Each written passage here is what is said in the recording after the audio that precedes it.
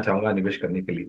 आपको याद होगा अभिषेक जी, जब जेएलआर यानी कि जैगुआर लैंड रोड का अधिग्रहण किया था, तो बहुत सारी तकलीफें और मुश्किलें थी और योगदान को लेकर के बैलेंस शीट पर काफी दिक्कतें थी। और काफी बार तो बाजार में ये बातें सुनने में आई कि जब खुद का घरेलू कारोबार नहीं संभालने होता, तो फिर आपने इतना बड़ा विदेशी अधिग्रहण जेएलआर के रूप में क्यों किया। लेकिन अब परिस्थिति देखिए, पिछले साल 1.5 साल में मेरे ख्याल से सबसे चहीता शेयर टाटा मोटर ऑटो क्षेत्र या फिर दिग्गज शेयरों में से उभर करके आया है।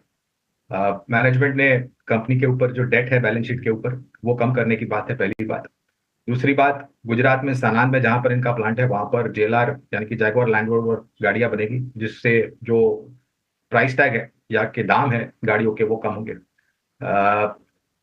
कमर्शियल व्हीकल्स को लेकर के 1 जुलाई यानी कि आज के दिन से इन्होंने कमर्शियल व्हीकल्स के भाव में वृद्धि कर दी है।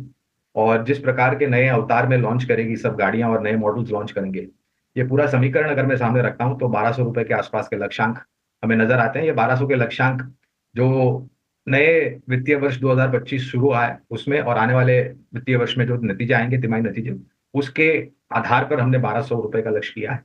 अगर आंकड़े बेहतर आए अभिषेक, तो इस लक्ष्यांक में परिवर्तन करेंगे, आपका अगला खिलाड़ी सर बताइए। वो उपलब्ध करा के। लेकिन विदेशों में भी बहुत बड़े बड़े नाम जो है, वाहन उत्पादन करने वाली कंपनियां, उससे बहुत नजदीक से जुड़ी हुई है कंपनी। अच्छा परफॉर्मेंस पिछले 6 महीने साल भर में हमने देखा है। और जिस प्रकार से नियम में बदलाव हो रहा है वाहन की सुरक्षा को लेकर के अभिषेक, ये कंपनी की जो अदाकारी है बहुत अहम होगी पुर्जों को लेकर के। तो लंबी अवधि में करीबन 800 रुपए तक के लक्ष्य निर्धारित किए हैं सीआई ऑटो।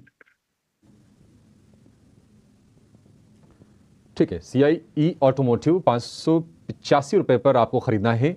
लक्ष्य होगा इसमें 800 रुपए का, अवधि 1 साल की, 587-88 रुपए के आसपास के भाव हैं। और अगर हम इस साल की बात करें तो डिसेंट से 18-20% के आसपास के रिटर्न दिए हैं और ठीक ठाक रफ्तार से ये शेयर चला है।